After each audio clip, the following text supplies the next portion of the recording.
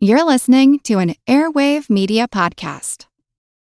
Grown-ups, if there's a child in your life who is interested in, curious about, or fascinated by people and places from history, then my podcast, The Past and the Curious, might just be a hit in your home. From the invention of microscopes to world-traveling dogs to fashions of the 1890s, gold rush ghost towns, and audiences going wild for walking competitions, we've got a little bit of it all. Hosted by children's author and museum educator Mick Sullivan, that's me, the show is fun, funny, engaging, honest, and beloved by kids and parents alike. Find The Past and the Curious at all the usual podcast places. Have you ever wondered how inbred the Habsburgs really were? What women in the past used for birth control? Or what Queen Victoria's 9 children got up to? On the History Tea Time podcast, I profile remarkable queens and LGBTQ+ royals, explore royal family trees, and delve into women's medical history and other fascinating topics. Join me every Tuesday for History Tea Time, wherever fine podcasts are enjoyed. If I'm gonna ride a mustache, it might as well be that mustache.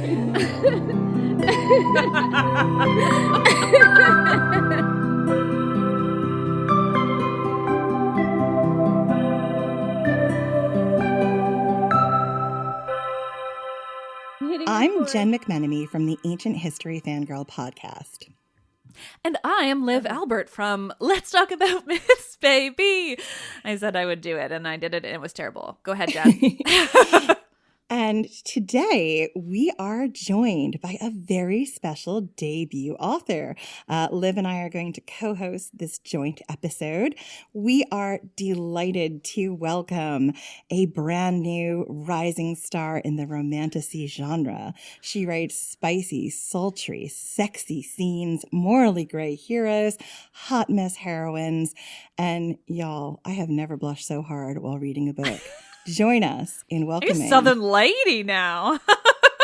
Oh, bless your heart, Liv. Now, join us in welcoming... My accent is literally all over the place, and it's never going to stop. Now, join us in welcoming Jenny Williamson, author of Enemy of My Dreams, to the podcast.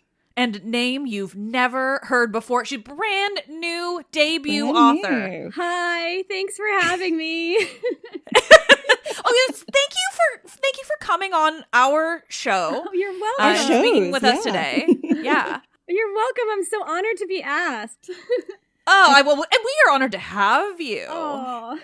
We are. I knew I needed some extra backup for our February Ancient History Fangirl Book Club pick, so I asked Liv if she would kindly come on and help me interview this totally unknown, brand new author. and though I've never met this author at all before, I just happened to have read the book like a good 5 or 6 months ago now. It was just real lucky that I got a crazy advanced copy. Yes. Jenny's like, okay, I had we nothing get it, to guys. do with that. No, I'm really enjoying this. Let's continue. Well, Jenny, I'm glad to hear you say that because I'm going to start right out of the gate. Oh, good. With the tough questions. I could do this in my sleep, but my first question for you, Jenny, is can you give us the elevator pitch for Enemy of My Dreams? So Jen has asked me this on several different episodes. But you've never been on this show before. I don't know why you're trying to pretend like you're a regular. I dreamed it. But fine. I just met the two of you. And yes, exactly. Jen would have no way of knowing that this is a difficult question for me. Okay, wait. I have a copy of my book in front of me. And so... Can I really just read what's on the flap? You can't read the copy. No, you can't read the copy. Jen says I can. It's like that. Well, shot not unless line you I've plan used to on have your book. website. Well, but I mean, you have then you have to have it memorized, basically. Yeah, So. remember Thea? We had Thea on Thea Guazan on earlier to talk about her book, The Hurricane Wars, and I asked her the same question. I have zero memory of this because I was not on that. You've never been on the show before. That's exactly right. Yeah. Well, I'm going to remind both of our listeners. This is going great already. Both of our listeners. Both of our listeners, Myths Baby listeners, and Fangirl listeners. Oh, no, just the two people who are listening to this right now. There's two listeners. I'm Yes, keeping all of this. To the two people listening, but anyway, I'm going to remind listeners that one of the best things she advised Jenny to do as a debut author, and for all authors, is to know your elevator pitch, to be able to pitch your book. Now, we did this months ago, back in October, and I warned Jenny I am I getting would ask her scolded right this. now. Excuse me, debut Hardcore author. Scolded. I'm going to talk to your publicist about this. This is unacceptable behavior. Jen. Well, You need some media training, girl. Is this how you treat all the authors who come on your show, or am I? Well, I just know lucky? you're not experienced with podcasting, Jenny, but That's I just have to tell you that, like, sometimes you really just need to be able to go with the flow, and you're going to need to be able to answer these questions. You have to loosen so up.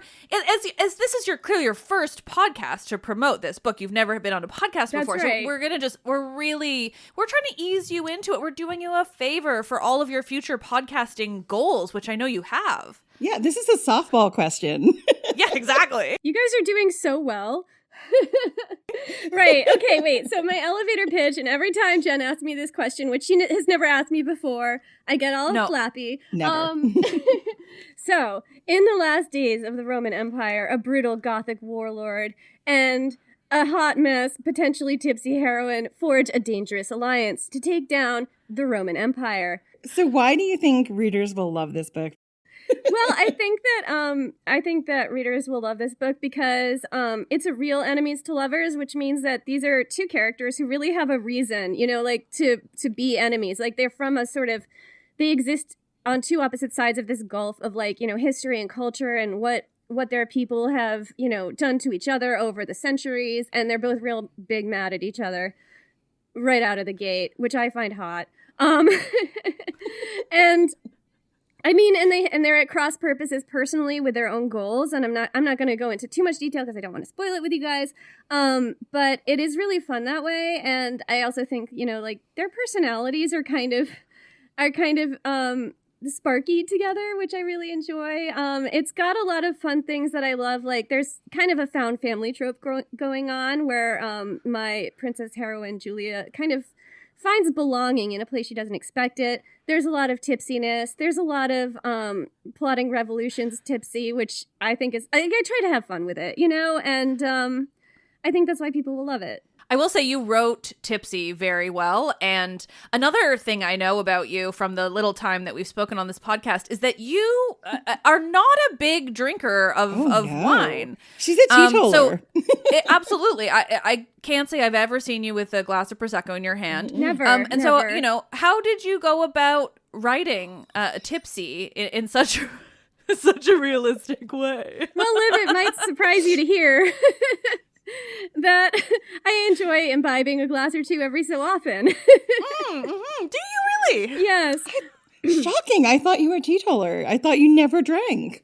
I mean, I think that I wouldn't say that Julia is a self-insert. I wouldn't go that far. In fact, maybe Alaric is a self-insert. You know what? But I think you're both of them. I think that's what makes it with two great characters is that each of them are parts of you. Yeah, this book is me talking to myself. Characters. Yes. That's what it is. But I think that I have kind of thought of it this way sometimes, where I'm like, my heroine is based on several different real life characters in the people in the ancient world, but there's also quite a bit of me circa, I don't know, 2015, running around Bushwick, going to all the bars. Like there's some of that too, I think it can be both. But okay, you actually led to a question that we haven't, because we don't know each other and you've never been on a podcast. That's right. We have never met, just in case. I feel like I've had these dreams of conversations with you in the past. And so I would love to see if maybe there's a hint of reality in those dreams. And so in those dreams, you've talked a little bit about how, this book it's romantasy. So it does have those fantasy elements, but I also know not at all that you are, knowledgeable on ancient history, because why would you be? But instead, I think maybe you've learned a little bit for this book alone about ancient Rome. So how much of it is real ancient Rome? How much of it is your own fantastical imagination? Like, how concerned were you with that? Well, I like to refer to it as an occasionally true story. Yeah, good. Yeah, I think that what's funny about this, when I started writing this book, I knew basically next to nothing, and I was just having a fun time and writing my own historical fan fiction, and I kind of figured I would love to get this published someday, but I wasn't necessarily looking to write a extremely historically accurate picture of what happened, because I wanted to make Alaric of the Visigoths the hero of a romance novel, which in itself is a non-historical concept. So especially when you look at like any kind of images of him. Sorry, I don't know. He's kind absolutely of hot. Sexy in reality. I am going to say he has the world's best mustache, and I'm going to say this: the image that frequently comes up when you Google him is actually Alaric II, because I know that Jenny did her research and checked that. However, I haven't found many images of Alaric I, so I always go with Alaric II, because if I'm going to write a mustache, it's going to be that glorious. Well, look. If I'm going to write a mustache, it might as well be that mustache.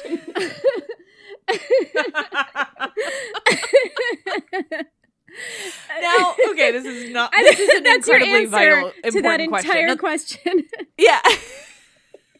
No, but it does lead to another incredibly important question, and that is, can you remind me if your Alaric has a mustache? No. No. Okay, great. Just checking. And that leads just because of the historical accuracy. Right. Whatever. So that's your answer to the historical accuracy question. Yeah. It's not completely accurate because he does not have a mustache to ride. Well, okay. In the book he doesn't he doesn't have a mustache. In the picture that will come up when you Google him, he does have a mustache. Is that picture actually of him? No. So this leads really That's nicely my into answer. Listen, he can have whatever you want. It's a romance novel. I'm not going to slam anyone's kink in what they like. Are barbarians, quote unquote, in the ancient Roman Empire associated with mustaches historically? Yes. Hot. That is moving on. Tripartite answer. Moving on. Tripartite answer. Right, I need to rein control of this interview back in. So, okay. I'm not sure that you do, but fine. You're the We'll ideal person to do that. Sorry, that blew out my microphone. Excuse me, I really don't appreciate you questioning my professionalism. If you do it one more time, I will have to contact your publicist and request that before you do any more interviews, you get media training. Are you going to spank me? This is really going off the rails, and this is not the kind of... It's like literally 5 minutes in. Listen, this is not the kind of podcast I run. This is not like that one time in the podcast where Brutus's wife, whose name I forget, but I'm going to call her Portia, literally said to Brutus, "Oh boy, get the horse phallus. I want to really talk this revolution out." I don't think that's historically attested. Moving on, I want to get back to this question I had. So, tell us where the idea for a romance between Alaric of the Visigoths and a Roman princess came from. Like, where is that from? It's from my head, Jen. Okay, but no, I mean that obviously, but like, because like we understand how fiction works, Jenny. Thank you. I just I know we that both you have are the degrees. debut author, but like we're doing so well. Yes, some of us have a degree in English. But no, but like, so the original, when I first started trying to write a novel, obviously, which has never come to fruition because you are the first debut author of fiction among us. But when it came to me, like, I think I swear I just like maybe was just like browsing random Greek mythology, and I found like some weird little thing between Cadmus and Harmonia, and I was like, oh, I'm obsessed with these characters. I'm obsessed with like writing a story about them, like. But Alaric of the Visigoths is truly like so random to me. So like how did you find Alaric, and why did he become like your guy of the mustache rides? Okay. Yeah, why does he make a great hero? It can't be because of his mustache, because you didn't write that into your book. You didn't. did not. You have to pick something else. So it is not historically attested whether he had a mustache or not. We don't know what he looked like. But okay, so I do have a story about this. So I have a friend who I possibly, like, you know, one of my first friends, we met in preschool, And she was over at my house one night, and she is a Latin linguist. And we were just talking about random historical things. And she wrote this quote on a napkin. Like, she wrote this Latin phrase on a napkin. And then she translated it for me. And it was, I'm always bad at remembering this verbatim, but it was like, I grind you down with my bare hands, Rome. Give up your weapons and hide. And it was just so, like, visceral and, you know, kind of, like, scary. And I was like, who is this? And she's like, well, that's Alaric of the Visigoths, who sacked Rome in 410 AD. And I was just like, who is this person? I must know everything about him. And then I just became obsessed with Alaric of the Visigoths. And he has several other quotable things that he said. I feel like there is an episode in our back catalog called Stuff Alaric Said that I worked on with my amazing co-host, Jennifer Williamson. Williamson? Yes, Jennifer. Williamson. I believe her name is Jennifer R.R. Williamson. I think it's Dutch. She has no relation to this person speaking. No, none at all. Yeah, so I just became completely obsessed with Alaric of the Visigoths and decided I needed to know all about him. And at some point wrote our first podcast episode, which was called Stuff Alaric Said. Not the first. I don't believe you wrote that. I believe my co-host, Jennifer R.R. Williamson, wrote it. She's out ill today. She did want to meet you terribly, but unfortunately she's got the norovirus. Yeah, just couldn't work. Just couldn't work. You know, she and I have never been seen in the same room together. Is it a coincidence? I don't know.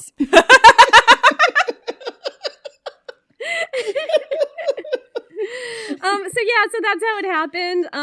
And I was, you know, kind of just became obsessed with the time period and the person. And I think what I really love about the time period is how much it must have seemed like an apocalypse to the people living through it. Like, to the Romans who, you know, their empire was crumbling, but also to the people living outside Rome, like the people who joined Alaric's coalition, because this was a period called the Migration Era, where there was so much upheaval and different groups moving to different places and coming into conflict with Rome a lot more. Because there have been lots of different reasons given for why the Migration Era happened. Some people think it was climate change, like the Huns moving down from like the Central Asian steppe, like all kinds of different things like that. But just like the sort of like apocalyptic dark horizon of this time period seemed like such a great setting for a romance novel to me. Yeah, I agree. And as someone who, you know, I'm never one to make things political, not ever. I almost never talk about current events. I've never heard that before, Liv, ever. No, exactly. Not about you, right? Or me. No, never. Absolutely not. No. But you know, what I would say if I was a person who might get political now and then, I would say that, like, yeah, I mean, this was a time period where this empire that was too big, was unnecessarily big, was big just because they'd wanted to conquer everybody. And then, like, no empire should be that big.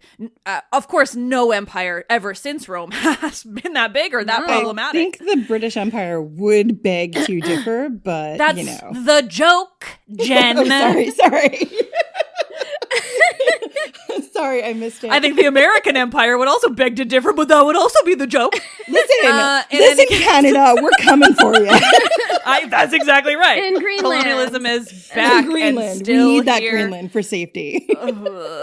Sorry. Free Palestine. Absolutely.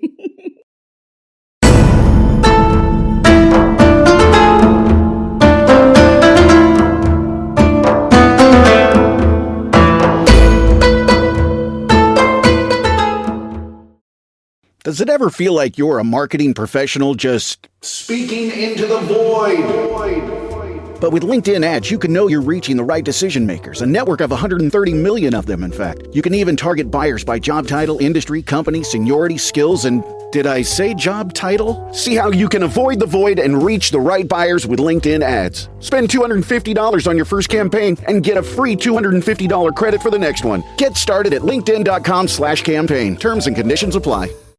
This episode is brought to you by Cologuard. Do you know what's really scary? Not screening for colon cancer when you turn 45. The Cologuard test is non-invasive, requires no special prep or time off work, and ships right to your door. In just 3 simple steps, Cologuard takes the scare out of colon cancer screening. If you're 45 or older and at average risk, ask your healthcare provider about the Cologuard test. Cologuard is available by prescription only. Learn more or request a prescription today at Cologuard.com/screen. An all-new season of The Secret Lives of Mormon Wives is now streaming on Hulu and Hulu on Disney+. Mom talk has just been blowing up. Whitney and Genn are on Dancing with the Stars. Taylor is a bachelorette. Saying that out loud is crazy. Like, that is huge. But all the cool opportunities could pull us apart. It's causing issues in everyone's marriage. My whole world is falling apart right now. It's chaos. Watch the Hulu original series, The Secret Lives of Mormon Wives, now streaming on Hulu and Hulu on Disney Plus for bundle subscribers. Terms apply.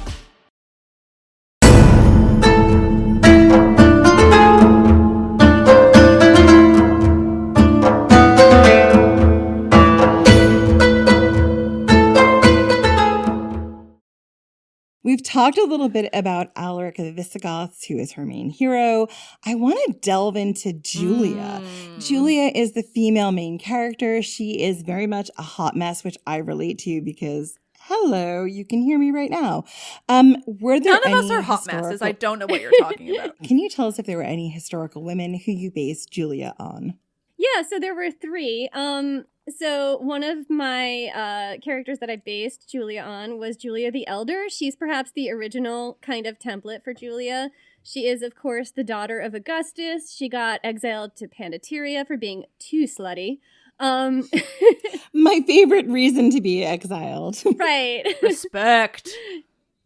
Hell yes. Respect. Get so yours, is, girl. You know, kind of my inspiration. Get that Roman D. D. It was worth it. So that's like my kind of original template for her. The other one is Galla Placidia, who was a princess of Rome during the time of Alaric's sacking, who was in Rome at the time of the penultimate sack of Rome. Wound up being taken prisoner or just sort of trailing out of Rome with a bunch of other aristocratic, people who had been in there the whole time. So she'd been in the city during the siege. She got mixed up with the Goths, potentially joined them, potentially, was kidnapped by them, and married Ataulf, Alaric's right-hand man. It wasn't just a marriage. Didn't she have the most impressive dowry ever? Yeah, so the dowry that she had, Edward Gibbon goes into this in detail, and I love it, and I want to talk more about, the Gothic culture of jewelry, because I think that really factors in here. So the dowry... Yeah, please tell me about it. As our listeners know, I am a big fan of the shiny shinies. Like, if you could throw some jewelry and, knowledge about it at me, I'm going to just swoon, because I love my jewels. Our girl's a mag. Yeah, I am. Jen, thank you, Liv. If you recall, we actually did talk about this in the Ataulf and Galla Placidia episode. Excuse me. I talked about this with my co-host, right? You Jennifer talked about R.R. this. Williamson. That's exactly right. I have never talked about this with yeah, we're you. still doing that. Okay. So anyway, yeah. So then you already Jenny autistic. We are definitely 2 people we're talking about. Okay. So anyhow, the dowry of Galla Placidia, there was let me think about this. There was a giant table that was made of one enormous precious gemstone with 365 legs. And I can't imagine how big this table would have been. Wait. But it must have been a circle, right? I don't know what the shape of the table was, but imagine carrying that all up and down the Italian peninsula. But anyway, so there was this giant table, and it had potentially 365 legs, just go with it. And it was made out of one entire precious stone, encrusted with other precious stones and gems and things. Not the only treasure, there were giant plates.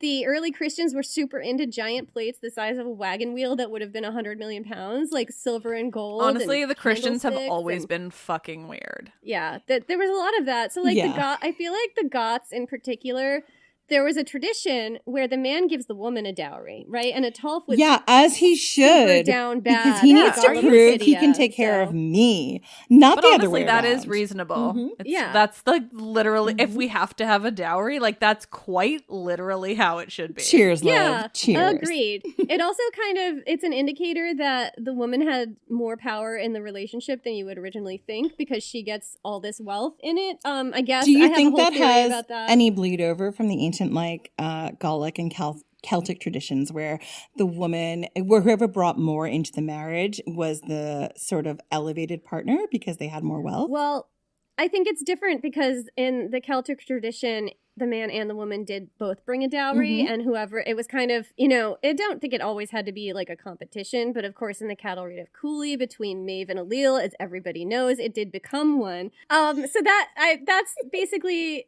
the dowry of Galla Placidia was legendary in its time. It wound up being left in a palace somewhere in Spain and then divided up by various Gothic rulers who came in after. The Franks got their hands on it. Some other people, maybe the Vandals, I don't know. And people were talking about things from this dowry up until the 700s AD, I believe, or something like that. Yeah. Wow. It's famous. Yeah. Famous. And in when its would this time. have happened? When would this dowry have happened? Well, the dowry was it was a collection of basically booty that Alaric would have collected while sacking Greece and Rome. Okay, so Galla Placidia's dowry was legendary. It happened, it was probably given from Ataulf to Galla Placidia, who was a, princess, daughter of Rome. One of the inspirations for Julia. Exactly. Sometime in the 400s AD. And it was still being talked about in the 700s AD. That's like 300 years in between. They were still talking about how epic this dowry was. Yeah, and dividing it up between themselves. So there was still a lot by the 700s AD. And so who was the third woman? Oh, this is one of my favorites. Right, so the third woman is Honoria, who is the daughter of Galla Placidia. And what I love about Honoria is that she was going to have an arranged marriage to, I don't know, some asshole that she didn't like. And she did not want to marry that guy. Straight. And so what she did, I adore this so much, was she... It's the best story. And it's one of my favorite stories in all of ancient history. Okay, let me tell it. Okay, so... Okay, Jenny Williamson on my podcast, demanding things. So she dashed off a letter to Attila the Hun saying, come and get me. And she basically proposed to him. So Attila the Hun had been sacking, I don't know where he was. He wasn't in Rome yet. I think he was sacking around Greece or whatever, somewhere in Eastern Europe. I'm not sure. I did a whole episode on this where I knew what he was doing, but I don't know. So she dashed off this message, and Attila the Hun immediately used this as a pretext to invade Rome because he was supposed to be engaged to Honoria, which meant that he now was owed half the Roman Empire as some kind of a dowry or inheritance or something like that. So she was Galla Placidia's daughter, and it's really interesting because Galla Placidia, I mean, you can argue about whether Ataulf and Galla Placidia was a love match. It's presented that way in a lot of the sources, and I kind of went with that initially when I was doing the research on this because I really love the idea that maybe everything didn't suck for all women all the time.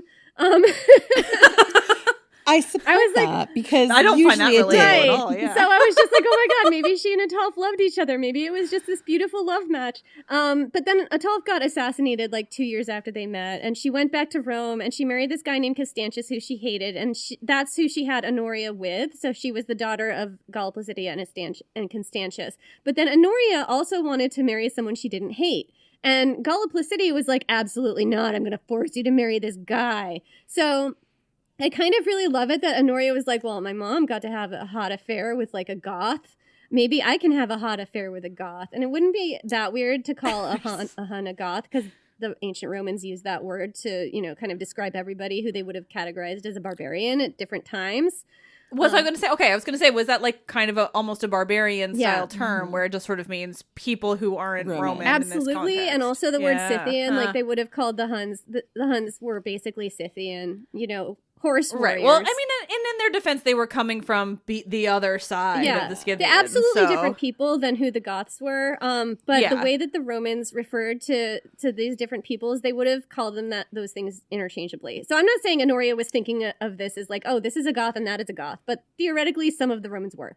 But anyway, so she's in my head, Honoria was this kind of this rebel, and there's this one period in her life where, and this is a precursor to when she sends a message to Attila the Hun to ask him to come and get her, but that really explains a lot to me. And so when she was 15 or 16, she had sex with her chamberlain or something and got pregnant with him.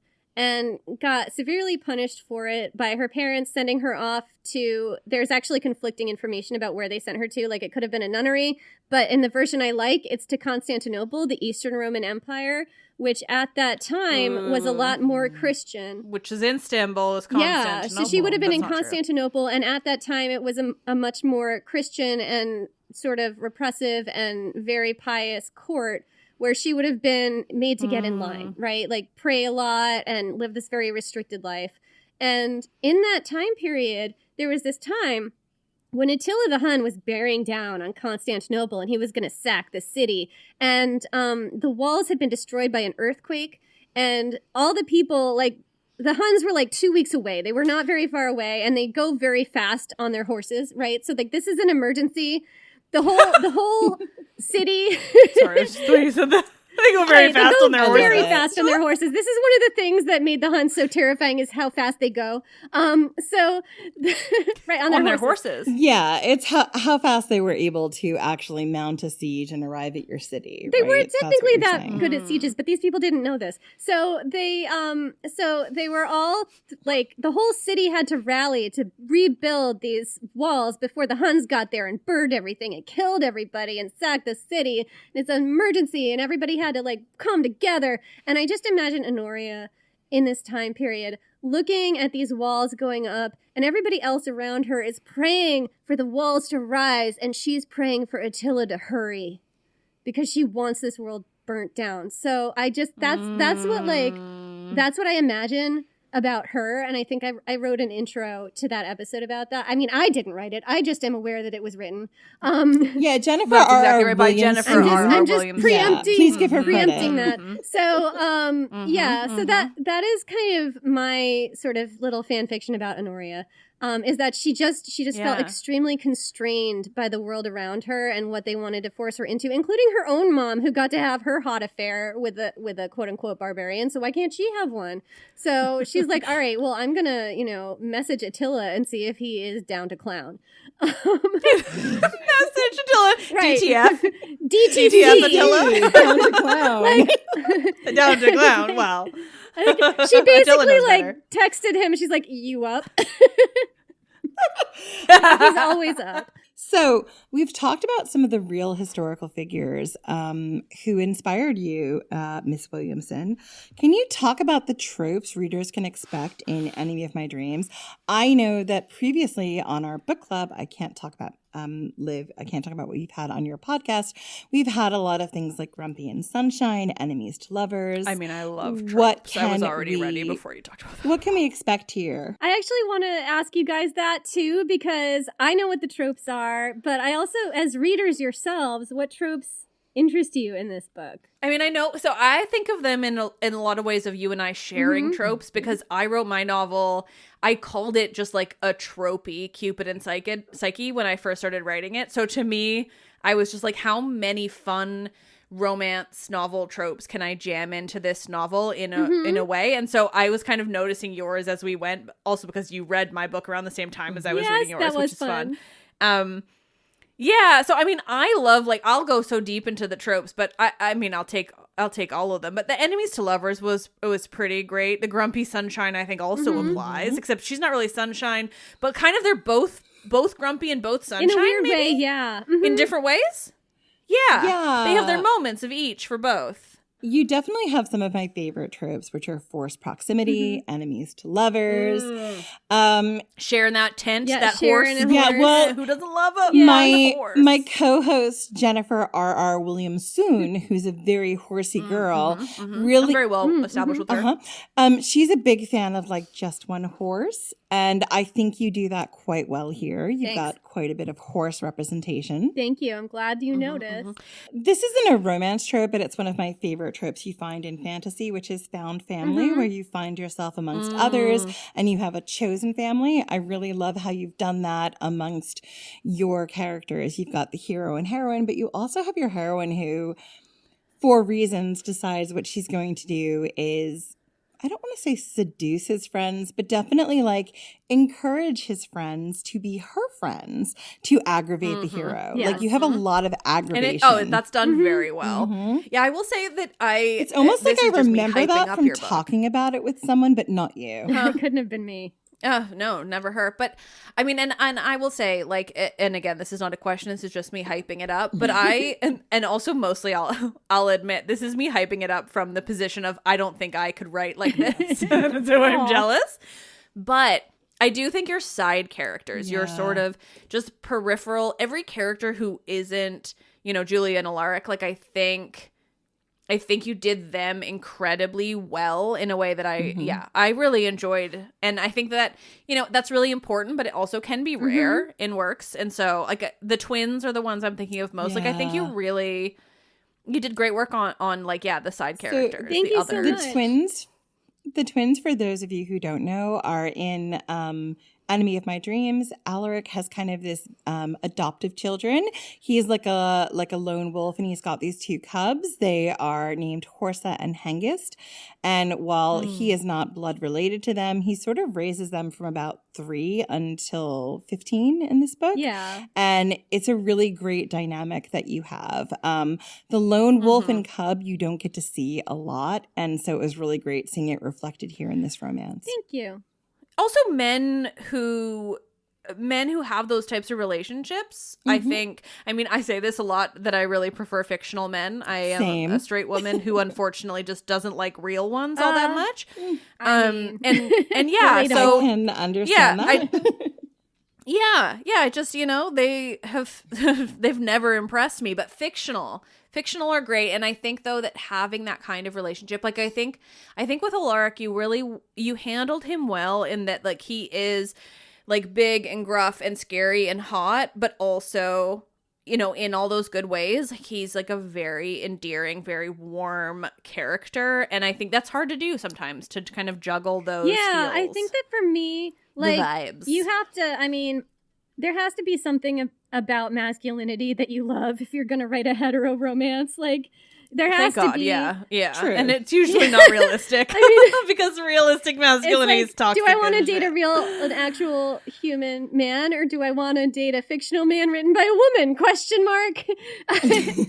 That's what I want. Win. I'll tell you that right but now. like, I feel like, Alaric to me is a version of something I kind of think of as like sort of, old oak tree masculinity, where it's like old oak tree. That's Yeah, I've lovely. never heard that term before, but I really love it. You should coin it. Yeah. Well, I'm doing it now. Like, I kind of see it as like an old, like, grain of wood. Like, it's deep and strong and kind of gnarly and scarred, and you can build furniture out of it, and it's stoic, and it's not an asshole. Tall, strong, and silent type, Okay, so your book is called Enemy of My Dreams, and which is one of the greatest titles ever in existence. And I'm so glad you like it. Yes. Did I tell you the story of how it came about? No, please tell it again, because now we're on microphone. Yeah, and our listeners and again, don't know I've never met you before, so let's keep that moving. So I've never met you before, so you've never heard this story. Exactly. So it took me, I know I've said this many times on mic before, it took me roughly 8 years to write this book. But again, not on the podcast. I've never been on a podcast. I've just on various mics. We're keeping it going. We're an hour and a half in, Jenny. You can't pretend. Just for my hairbrush that I was pretending was a microphone. Yes, that's exactly right. So Perfect. I have. It took me like 8 years to write this book. Like, it took me a very, very long time, and the entire time I did not know the title. Didn't know what the title was. No idea. People would occasionally ask what the title was, and I would have a little bit of an anxiety attack because I was like, I don't know. And so finally, I was like, right, I have to actually have a title at some point. And so a friend of mine, Erin, in New York, she was like, let's do this, and we will figure out the title to your book. And I'm like, I don't know, Erin. It's been 8 years. I don't know if I'll ever think of a title to this book. And she's like, let's just figure it out. So we went to drag brunch in my neighborhood. As one always should. I mean, there is so much creativity and their authenticity and just so much to be learned from going to drag brunch. I agree. I encourage you all to do it. Yeah, the drag brunch was just a font of creativity and really inspiring. And Erin and I had a really good time and thought of this title, and it was awesome. It's just like I think I love it most because my love of romance novels comes from the tropes and the predictability, but like in a way that's not predictable, you know? Like I think a lot of people complain about romance novels for those same reasons. They're like, oh, it's, you know, the tropes are so, you know, you see them coming or whatever, but it's like, yes, and that is the joy of it. Like I love reading a romance novel where I know that I'm going to have this whole wild ride with tropes that I find, you know, and like enjoyable, and also there's going to be a happy ending. And I think that's the joy of reading romance novels, particularly when the world is on fire, is like I would like to know that there's just going to be nice things, and if they're slightly predictable, I'm so down. I think so too. Like I think that you know, I when I wrote my book, I wasn't thinking about what tropes I was using. I just kind of wrote it and then figured it out backwards. Well, you wrote it as somebody who, and I've never met you before, but I know somehow just through knowledge about you as an author that like you grew up reading Bodice Rippers and those very specific types of romance novels, and so I think that comes so naturally. Yeah, I was gonna say this title to me evokes a lot of those like early 90s, 80s, like Ashes in the Wind, and like really bodice rippery historical fiction. And I love that because I don't think we're seeing that as much in romance anymore. Like I agree. I love it in historical. I mean, I love reading a good historical novel I can fall into. And this really evoked that for me and was that for me without those really problematic aspects. I did enjoy that there was consent here and that it wasn't sexy consent. It is very sexy consent, and I think you did that really well. And you also handled one of my least favorite tropes, which is like a jealous older woman of a younger heroine. I think you really turned that on its head. You had two female characters. And I remember it so well now. You had two female characters who were vying for the male's lead, and one was slightly older, and one was our heroine, our hot mess Julia. And you actually did a really good job of turning this trope of like female jealousy over one male on its head, and I just have to commend you for that. Oh, thank you so much. I think that I'm gonna tackle those two things separately because they're two different things. I think that one of the things that I really wanted to do in this book was have a book where it kind of did feel like the sort of, you know, vast sweeping historical romances that I read when I was a kid, which I'm sure a lot of romance fans that are listening right now maybe got their start on, you know, like there are a lot of those from like the 90s, the 80s. They're very bodice rippery. There's a lot of dubious consent in those and non-consent in those. And for me, I was just like, you know, I want to write a book that's like that feels like that, but where the sex is all consensual. And like, I wanted it to be like that without losing the combativeness, you know? Like, and the smuttiness, the spice of it, you know, I feel like that's one of those things that like, it's not a kinder, gentler romance, you know, like there's still that combativeness, but everything is consensual. And like, I wanted to keep that excitement, you know, of that. Like, Jenny, now, okay, this is something I would have said to you when I first started reading your book, and it's just brought it back to me now hearing you talk about it this way, because, you know, as somebody who also has been working on writing smut, admittedly, but who didn't come to it from that like older bodice rippery time. Do you remember how I phrased it when I told you how I described your smut? Because I think it was like, I don't remember. It was like elevated smut or something like that, where I just think your prose is so lovely that you write like classy smut in a way where I was like, I'm not. And I don't know, this isn't really a question, but I just generally like, I'm jealous of your prose, I think is part of it. So now I'm just fawning over you. How does that feel? Keep doing it. Oh, good. Great. It would make me so uncomfortable, which is why it's awesome. I love it. I'm glad to hear your neurotypicalness really helps you in that I'm here to provide situation. you with that experience, you know. You did great, honestly.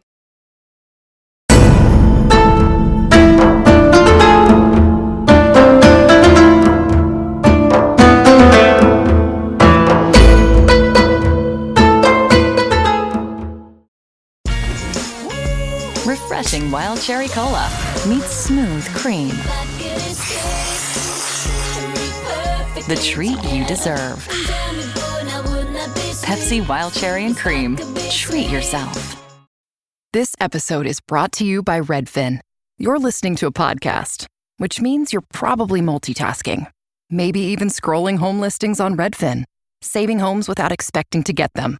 But Redfin isn't just built for endless browsing. It's built to help you find and own a home. With agents who close twice as many deals, when you find the one, you've got a real shot at getting it. Get started at redfin.com. Own the dream. Faraday presenta Ojos con Alergia y Picazón contra el jardinero. Y el ganador es Faraday Extra Fuerte. Para aliviar la picazón de los ojos por alergia, actúa más rápido y supera a Claritin y Flonase aún a las 24 horas. Faraday, adelante.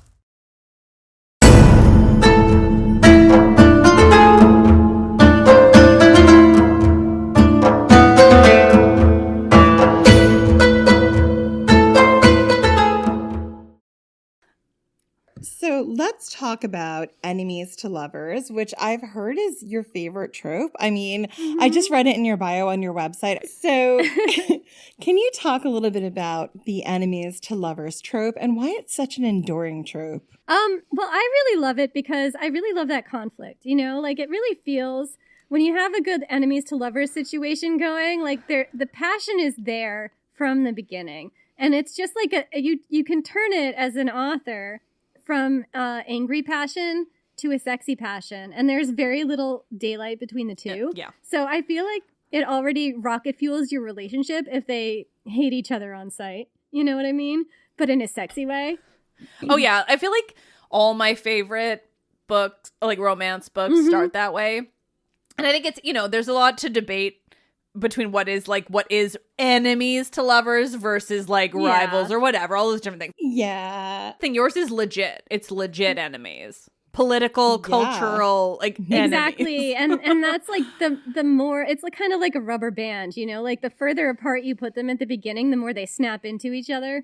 Like, God, you're good at phrases like that. What a great metaphor. Yeah. What a spicy metaphor, right?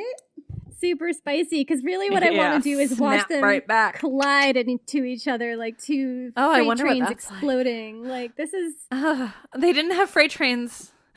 I think maybe like a couple of carriages. Yeah, but something that explodes. I don't know. Pick your image. Pick your flammable image. This is in your imagination. You're not actually harming any wildlife or people or anything. Fair. Yeah. This is fictional. So yeah, like that's the fun of fiction. Exactly. So it's about that explosive moment when they collide, shall we say? And the more you pull them back, like. Right, I know. The more you pull them back in the beginning, the more they snap into each other and explode. That's what I love about enemies to lovers.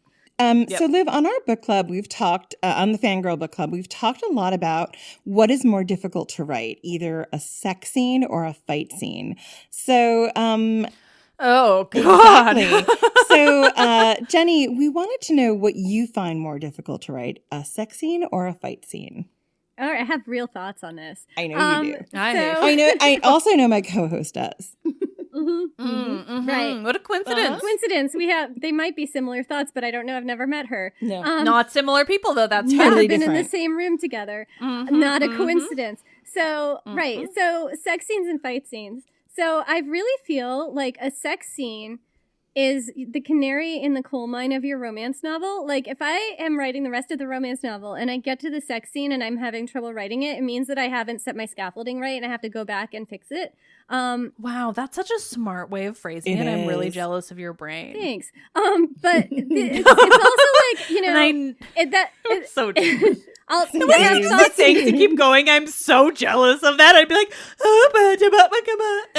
sorry, go ahead. But I love sex scenes in that way because I feel like I can really tell if I'm doing it right if I can hit the sex scene and it just flows right out of me, you know? Oh, I love that for you. But flows right out. But I feel like if anything, if anything is gonna flow right out of me, it's gonna be the sex scene. Because, like, I love writing sex scenes. Like, it is my favorite thing in the world. I love it so much. If this was video, I'd be pulling at my collar, which I am, but you can't could tell. see me, I would be very red. And also, sex scenes are we're just all blushing. Sex scenes are difficult for me from my, like, very Catholic upbringing, where I'm like, how red do I turn while writing it? The redder, the better. The Catholics love to fuck. Oh, they absolutely love to fuck. They just, like, if you're not deeply embarrassing yourself, you're doing it wrong. Exactly.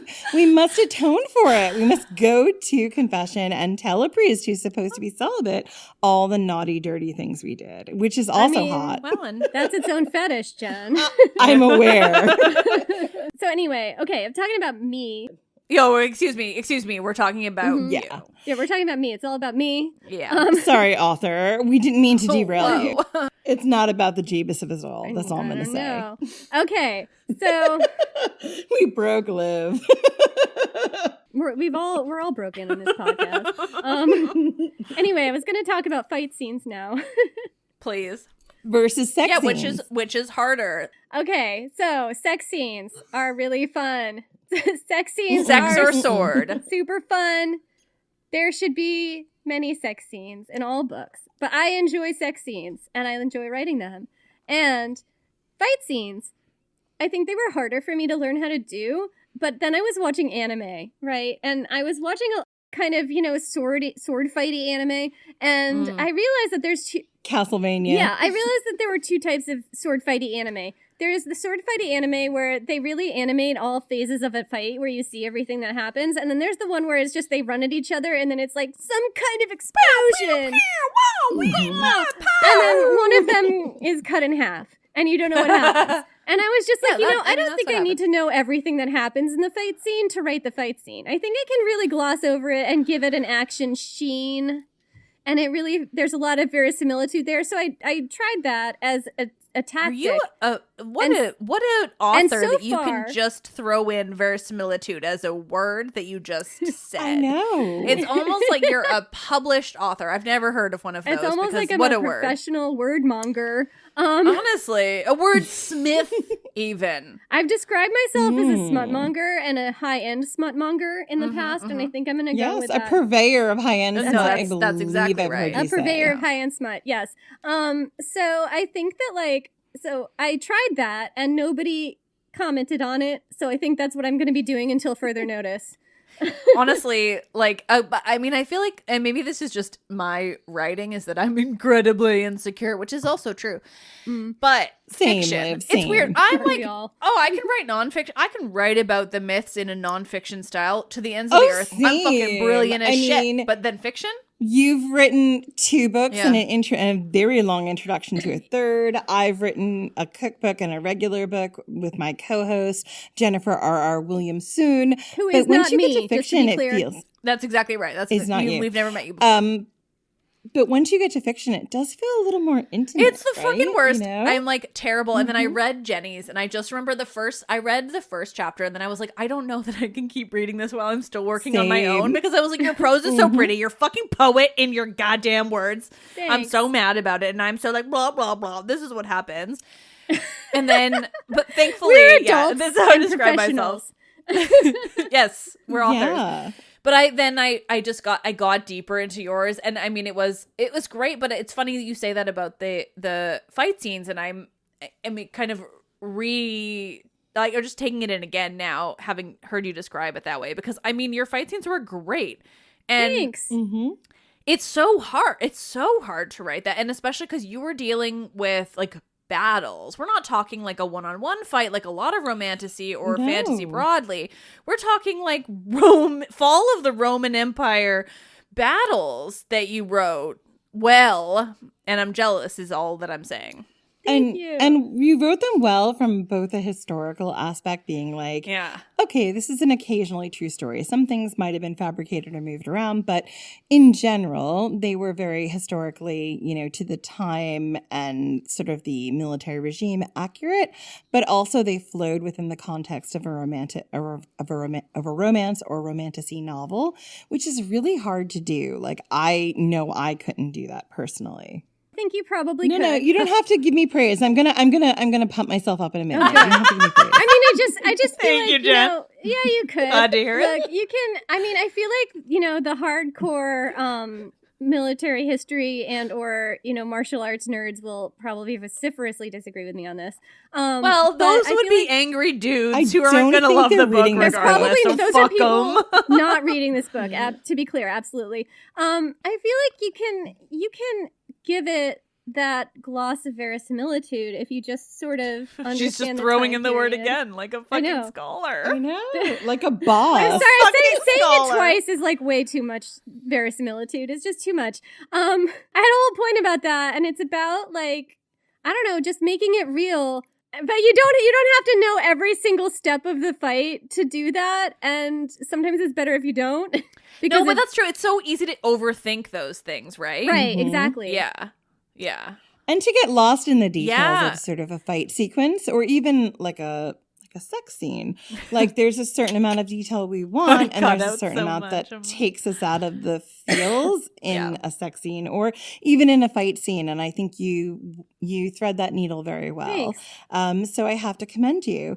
But I have a question. I think that there's one more thing I want to say. Excuse me. There's one more thing I want to say. You say it and then I will say what I want to say. There's one more thing I want to say about both fight scenes and sex scenes that I think is really important is that both of them are about a relationship. Both the sex scene and the fight scene are about a relationship between two people or however many people are in the scene having the sex or the fight, right? So like it's really about those emotional stakes.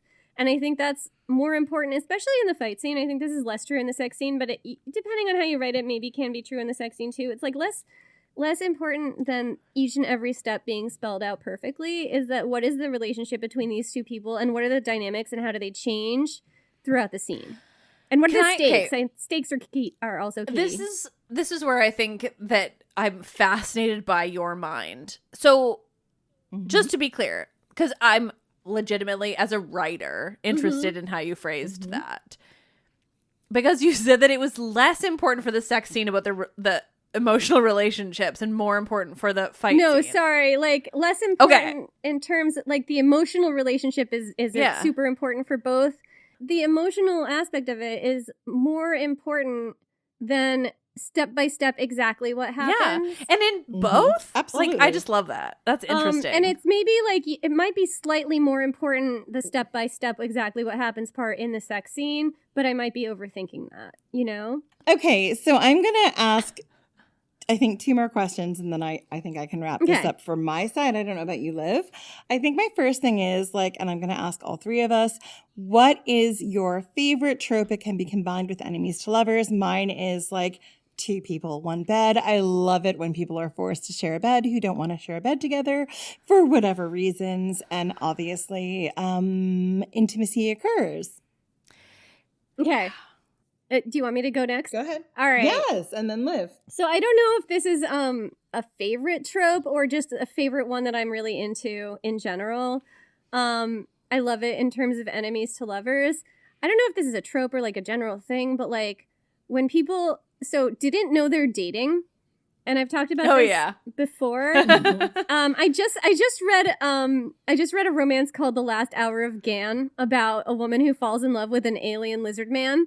And naturally, it is extremely hot. The idea of 2 people who don't understand each other and their communication is so bad, even though their sex is extremely hot, that one of them literally thinks they're married and the other one has no fucking clue, just delights me on so many levels. Like, it delights me. It delights me because the one who doesn't know is questioning the relationship still, when the other one is like, what are you talking about? We're married. Like, we are solid. and then you just, like, as the insecure one, just fall into that certainty. And I find that beautiful. Agree. Wow. Yeah. Agree. I think mine is kind of similar to yours. And I don't know about describing it as, like, a singular trope. But I love, like, everything you were describing. And I think I love sort of the... like how to phrase it, like the kind of like when one person knows things the other one doesn't, and then the reader knows all, or like has an idea of kind of what's going on, and you know that like one of the characters like thinks they hate this person or whatever, right? And then all of these things that like, oh no, there's like so much going on in the background. Right. That like, I don't know. That's a poorly described trope, but I completely get it. I completely get it. I know what you mean. It's where one person has sort of this extra knowledge about the other one. Yeah. Like they might know their secret identity or all the good deeds they do, like donating to like a children's library or a children's hospital, and the other one thinks that they're an asshole or whatever. And so once they uncover that secret side. That's the Jenn who really likes the sort of, golden retriever-y thing. I love it. Jenny and I are both like, I don't know. Why is mine is very different. Library like your go-to? I know. I don't know. Jenny, you're like, we like darker, more fucked up people. Thank you. I'm like, I find out he's even more fucked up, and then I'm into it. No, I mean, that's possible. Like fucked up, but also he puts a gun up your vag, and you're here for it. Just don't pull the trigger. No, it's like for me, what it is, and it's like undisclosed information. But for me, and Liv, you can tell us which one is closer for you, because now I'm curious. But I'm going to tell you mine. You've read my novel. I think I know the answer. My prime example of this trope is when it's an enemies to lovers, and it's like we have a beloved, right? A character. Usually it's the woman, but depending on who it is, it could be anybody really. But let's go with the heroine, who's like, oh, I think he really hates me. Like, why is he so, standoffish and cold and stoic and whatnot? And it turns out that he's like holding himself back because he's so obsessed with her, but also he's been doing all these things behind the scenes to protect her and blah, blah, blah. Like, that is what makes me swoon. I think that's what we both So that wrote. is the so that is the Mr. Darcy of the like Pride and Prejudice of like, I can't remember which one it is, hand flex moment where he can't show his emotions. Excuse me, that's the 2007 Pride and so Prejudice. So the 2007 Pride and Prejudice, which Liv has just correctly starring Keira Knightley and what's his name who played Mr. Darcy. You're welcome. Yes. So Matthew anyway, McFadden. What's his name who played Matthew Mr. McFadden. Darcy? Yes. Hang on. So it's this moment where he can't show his emotions. So instead of showing it, he like does this sort of like hand clench flex. I love that trope. Yeah. It's a gorgeous trope. Because it's complete. It's like this moment of lost control, right? Yeah. Like, that's sexy. But also like he wants to show this emotion, but he can't. So it's like the slightest hint that there's something more going on. If you were if you're the reader and you were paying the most attention, you could find it, or the viewer in this case. But like the actual heroine is like, I don't know, he unclenched his fist. What does that mean? It means he's completely lost himself, but just for a moment. Because she's so incredibly sensual. That's what it means. Anyway, Liv, which one? I don't know. I think we're maybe all fans of romance novels and movies and books. That's fine. I think so. Yeah. All right. So my final question for you, Ms. Williamson, is not to be confused with R.R. Williamson. No, we don't want to confuse I've literally never met you guys before. No, it's weird we get along so well. I don't quite know what to do with it, but who's to say? So you build these incredible worlds and you do such an amazing job of, sculpting these landscapes and these characters. And writing is a very lonely business. Do you have any beta readers or like friends, maybe someone who hosts a podcast about mythology or a co-host of another ancient history podcast who are there to pump you up and build your community and let you know that you're on the right track? I mean, yeah, but you have never met those people. Neither one of you. Fair. I would not know who those perfect people were. Would be nobody that you have met, either one of you. It's almost like somebody sounded like they were fishing played. for like something, but I don't know what that could be because we've never met. I can't imagine what you might be asking me. None of us have ever met. So. That's right. So once upon a time in, 8 years ago, me and my co-host were doing this thing called NaNoWriMo, which you should not do because they scan all of your stuff when you upload it to AI. Don't do it. Do they? Anyway, it's really problematic. Yes, the nano is now problematic. Yeah, I know. Yeah. There's something about grooming. I don't know. It's a weird rabbit hole. I don't know anything about it except that it's fucked up. Oh, and wow. We do not. Okay. Me and my co-host, before we'd even started this podcast, we're trying to write novels. I think this is the moment we maybe break down the incredibly realistic wall. You know, I know that we've convinced everyone. I know that. So I want to. No one's been everyone's fooled, but we do know each other. We do. Plot twist: we do know each other, and how I remember this book coming about is about 8 years ago during NaNoWriMo. My dear friend, Jenny Williamson, was writing a novel about ancient Rome. And she was in Paris at the time, and I was in London coming over to visit her in Paris, and I was also writing something about ancient Rome. It never got finished, but her novel has gone on to be this incredible, amazing debut. And I just want to talk about how incredible it is that you followed through on this, and it's become this really big thing. Congratulations. Thank you. We're so really much. fucking proud of you. We are so because fucking proud. spoilers, we have known you all this time. Weird, I know. Oh my Yeah, god, we had have everyone known you. fooled. So yes, both of you have been very involved in this book. Jen has been helping me sort of shepherd this book into existence since, I don't know, I conceived of it a million years ago. And Liv, it's a beautiful book. I did very Liv little. came in about halfway through. I remember us being extremely drunk on a balcony in Italy, in Rome. And Greece. Was it in Greece? Oh, It would have been Greece. It was not Rome. It was in Greece. I don't know It was in who Athens. you think you are, but No. bringing It would have been Liv's Rome balcony. into this unnecessarily is Was it offensive. Liv's No, it was balcony? yours, you nerds. Was it mine? Was it our little one? Well, it depends. We're on the big one. It was yours, you nerd. Well, that was Such you a and Liv me. thing to say. Drank a shit ton of rosé and were so FaceTimed drunk. Jen on her way to did. Athens, and To that was from your Athens. balcony. And then Jen showed up and she'd gone shopping or something. Or am I conflating two different times? I might be. I'm not sure. I heard gun shopping, and maybe that's just because No, I heard gun. that too. There's no gun. I was like, look, y'all, I She might be in the gone South, but I don't buy guns. I'm going to leave that Got it. there uncommented on gun shopping. Jen did say y'all at one point. she did. I know. She anyway, went full south. I remember trying to tell Been Liv 3 about my years. book and being like, no, I can't tell you about it. No, you wouldn't share. I mean, I remember you I was very mentioning the book embarrassed from about day it. one. I was very embarrassed about Yeah. it. And then it turned out that Liv was a huge freak like me. And Yeah. then And me. she, you know, was totally into our freakishness as we've discovered. And, you know, I also shared my book with Liv and I've shared other things with Liv that are embarrassing. I mean, that's friendship, but I appreciate you putting it on the podcast. That is friendship. That is friendship, But- yes, indeed. On so many levels now that I'm like, I was thinking of one specific thing, but now I'm like, oh no, it's actually everything. Oh God, which So- one was it? Liv knows everything. She knows all the things. So yes, and thank you so much, both of you, for being in this journey with me, because it's been a journey. It has been a journey. No, And I it's been a love it. pleasure. Yeah, I so remember you. Like, I remember the first time we talked, which, again, to the listeners who've been fooled this whole time, you know, but like we met in, I think it had to have been around April. It was early pandemic, so I think it had to be April. So we're nearing our 4-year anniversary.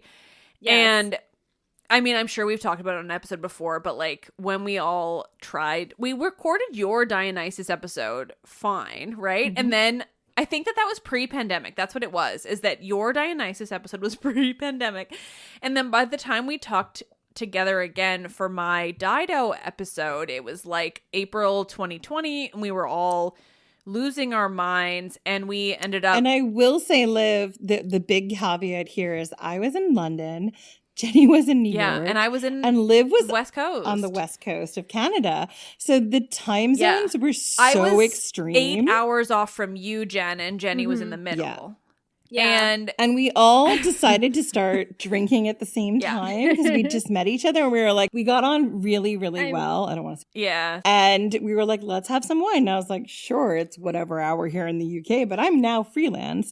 Let's do it. And by the time, how many hours did we spend talking about? honestly like, think we nonsense? spent like 6+. I feel like by the time, I swear we So we would have been in Pacific time. And I swear we started at like 3 p.m. and finished at like 11 Pacific, which was then like, that's like 2 a.m. Eastern. And then another so at 7 a.m. Oh yeah, no, Jen, I swear you were like, the sun is coming up. I think I was. And it was just so funny. And then we, you know, went off from there. But like, I think that original time we talked, like, I remember hearing about this novel and I was like, I would read it. And you were like, Jen is the only one who could read it. It's, you know, and it was so, like, but it's really good. It's better than anything. No, and I was written. so down. You And I had also been working on a book since 2009. So it was obvious, like, I understood. Like, you had your own baby, you know, like, I feel like so many of us have that, you know, thing that we've been working on for a million years that it's like, none shall pass. Like, I have to be very protective of this. And I've just never, sorry. I'm so proud of you is what I was going to say, but then I cut you off to say I'm so proud of you. Thank you so much. I'm so grateful that both of you have been so in it with me. I really treasure that. It's been really fun to be along and to like, to just watch you get this deal and like just all of it. It's so nice. Yeah. Oh, it's one of the great joys of my life to see this happen for you. And I'm so incredibly proud of you. And I know that our listeners will also really enjoy this novel and be proud of you and happy for you. They've heard about it since our first episode. And I feel like this is the novel that, for me, brought me through a lot of really hard times that I haven't really talked about on the podcast. But when you were writing this, it was a really dark time in my life, and hearing you be excited about it and sharing these details was incredible. And then through the pandemic, it was such a light, and now it's here. So I'm so excited for you, and I really hope our listeners enjoy it and see that, you know, sexy darkness, but also the brightness that's there too. Congratulations, Jenny. Thank you so much. And I think that like podcast listeners can be included in this circle, you know, because absolutely, they've been hearing about it since almost our first episode. It was like our third episode, maybe? About our third, I think. Yeah, or fourth, or I forget. I think it was actually a little bit, because we did all this stuff about the siege and, you know, the Praetorian Guard and things, and then we got into the Alaric stuff. Like, it might have been like our seventh, but it was the first one I wrote.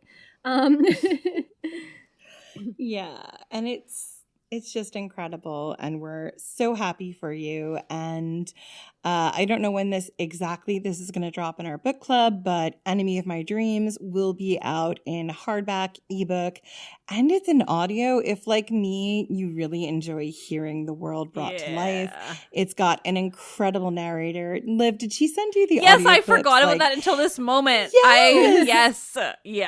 I remember picking them out, helping. Help me pick out an audio narrator. So that's coming. I think it's dropping at the same time. I'm not 100% sure on that, but I think it will be. It's the same time. You don't have to worry. It's the same time. Yeah. No, I just, I mean, I feel the same as Jen, and just to keep it light and silly, because I don't know how to be quite serious entirely. I just have to say that while Jen was saying all those beautiful and lovely things to one of her oldest friends, her dog did come up and show us his butthole just directly on the screen. Oh, it wasn't his dick? That's good. Yeah, you know, he likes to mix it up. But, you know, he got comfy after, but he made it quite clear. I didn't see that because my face was in my recording hole. You know, I just, I have the privilege of that. He just, you know, he came up onto the couch and he just showed it off. That's all. Look, he had to. He's behaved very well. What can you do? You can do nothing but appreciate the show. So I do want to say a couple things as we close out.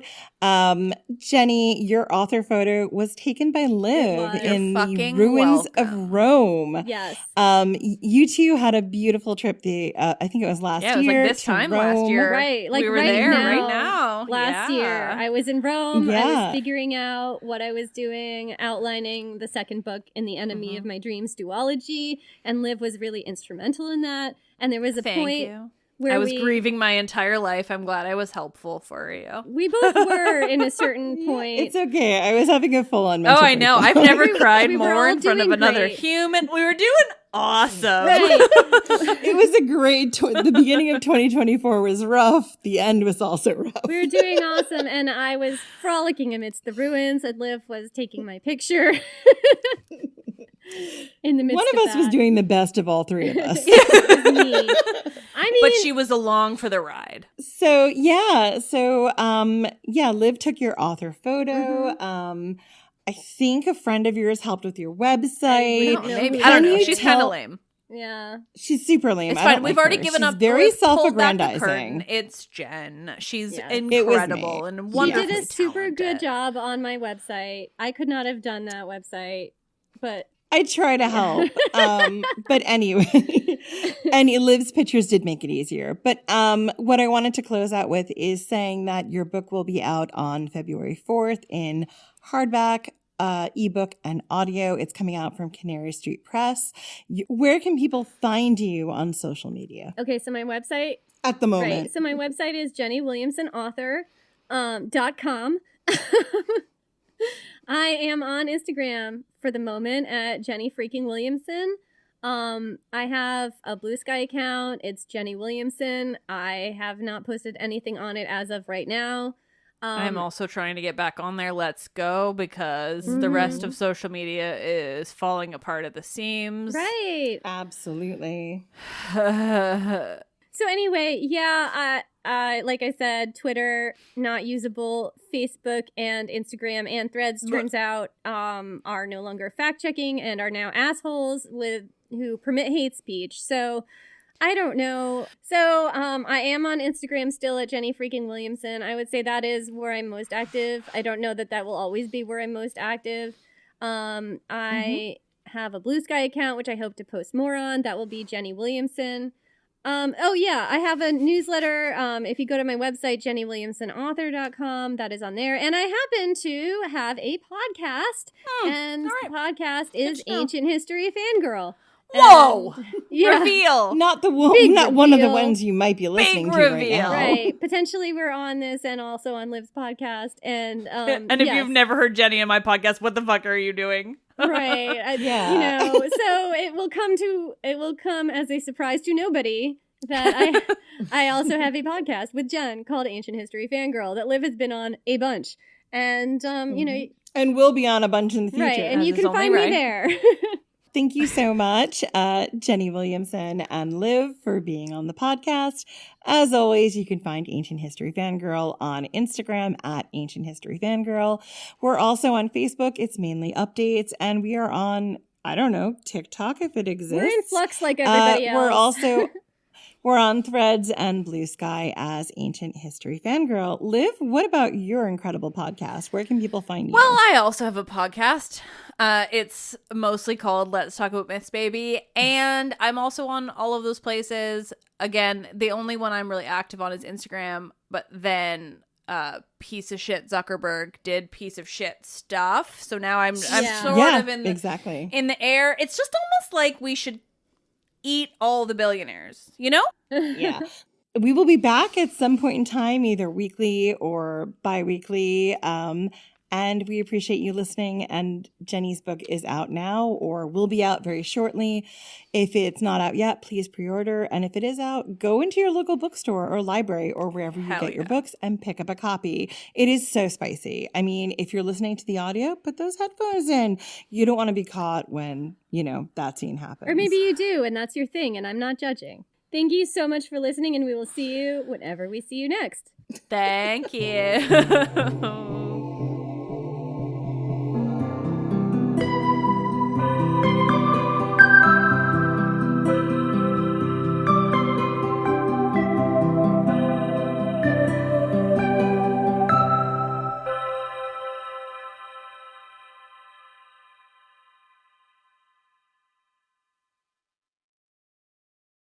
Ryan Reynolds here from Mint Mobile with a message for everyone paying big wireless way too much.